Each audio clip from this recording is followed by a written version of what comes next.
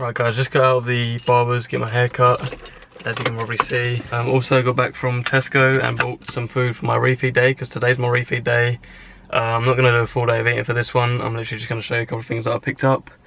So yeah, carbs are a lot higher today. My fat's actually increased a little bit too. But so far so good with the refeed. Got about 65 grams of fat, about 510 grams of carbs as opposed to the 270, so a big difference there. Should help me a lot with keeping my metabolism high, just keeping the fat loss pretty consistent. But anyway, what I actually got was a packet of Tesco's Jaffa Cake, a 4-packet of Squares bars, and as you can see I obviously had one because I went to the shops, bought those, but then I need to go get my hair cut, so I figured I'd have one now just to keep me going. Then also picked up some stuff for my smoothie mix in there. You know the deal, you know what's in it, oats, raspberries, spinach, all of that stuff. But I also just want to say, before coming here and after going to the gym, really the whole morning after walking out the house, I've just felt like shit. I don't know why, I just felt like really pissed off at everything.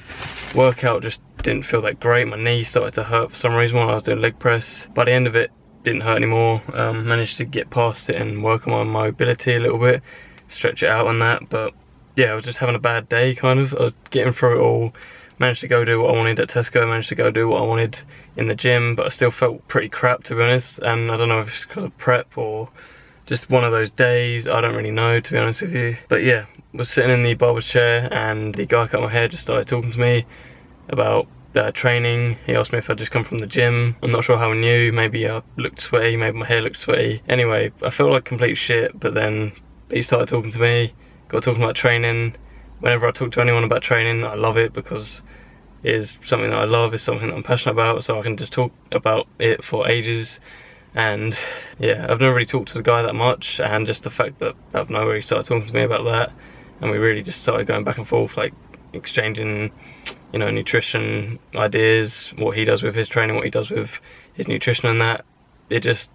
I kind of walked out of there a lot more cheered up and just feeling a lot better. So yeah, you don't know how much of an impact you can have in someone's day, whether it's when you're talking to them, whether it's if you open a door for them, whether you, I don't know, compliment them on something, if you, something like that. Just saying little things can make a big difference in people's lives. I was feeling crap, just the fact that he started talking to me about fitness and just having a conversation with me made me a lot happier. So don't hold back on doing something nice for someone, because it may be doing a lot more good than you realise.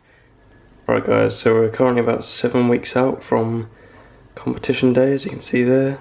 It's currently 11:45. I'm actually having the first meal of the day, which isn't the healthiest meal. Having 2 of these Mars bar ice creams, and because this is left over from last night, I'm having my creatine in a can of Monster.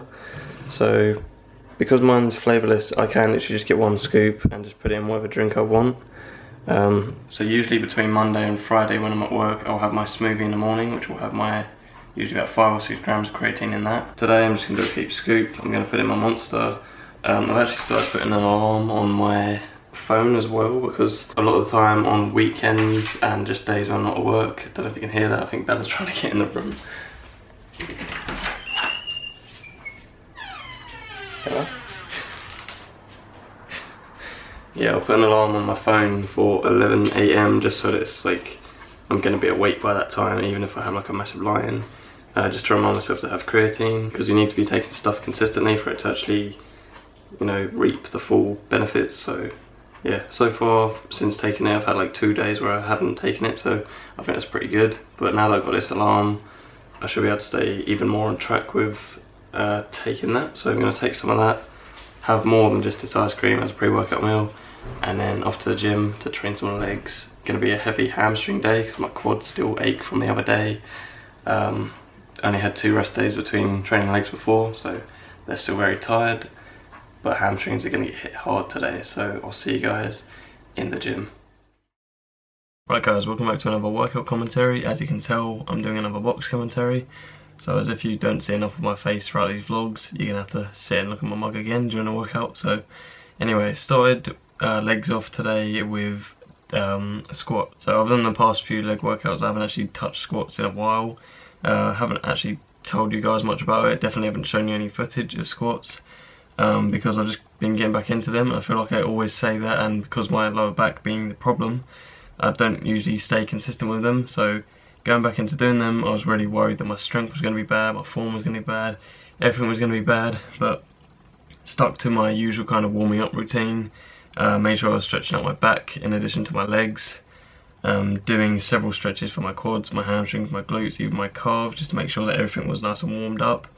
Then started off with doing 2 sets with just the barbell. So this will differ depending on how strong you are on these, but I find that starting with something really light, same with bench press, and just doing loads of quick reps, but also doing loads of slow reps, stretching out the muscles, really helps to fire up whatever muscle group you're using. So did those with squats, got nice and low, got a full stretch on the quads.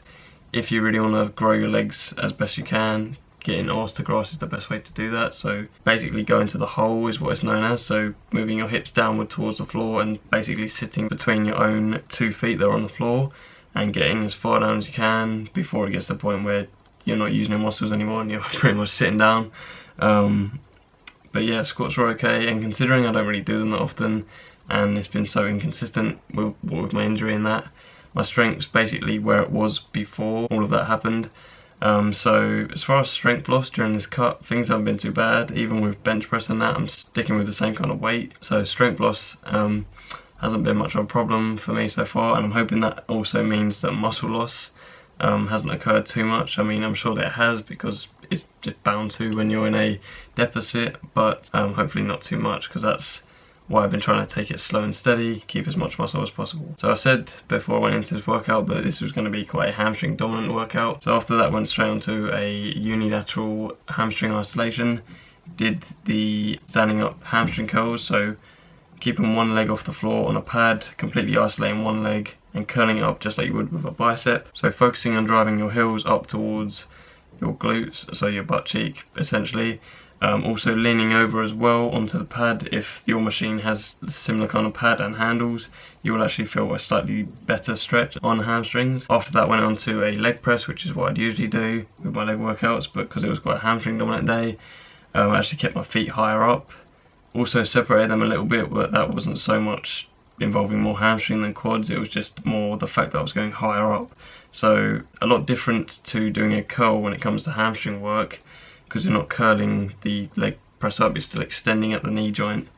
But because of your feet being a lot higher up, you're pushing and still stretching and contracting at the hamstring on the way back up. Then went on to another hamstring isolation movement. This was a seated one, a lot like a lying down hamstring curl, except the fact that you're seated and your torso is in an upright kind of 90-degree angle position rather than laying down.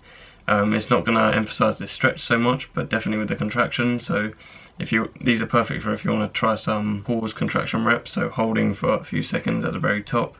I didn't actually do those today. I literally just did quite a heavy weight, but still quite controlled, just seeing how many reps I could get and just kept going with that. After that, went on to calves, did 2 for calves, did some standing Smith machine calf raises. I just loaded up the Smith machine with quite a lot of weight.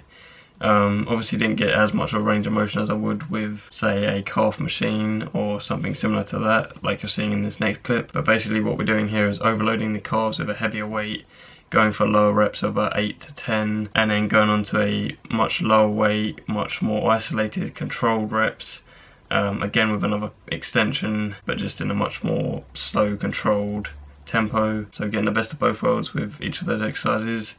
And really, when it comes to calves, because they're such a pain in the ass to grow for a lot of people, attacking them from all different angles is probably the best way for you to guarantee growth in that particular muscle group. And that was actually the entire workout and this entire vlog, so I hope you guys enjoyed this one. And please leave a like down below if you're enjoying this series so far, and I'll catch you guys in the next video.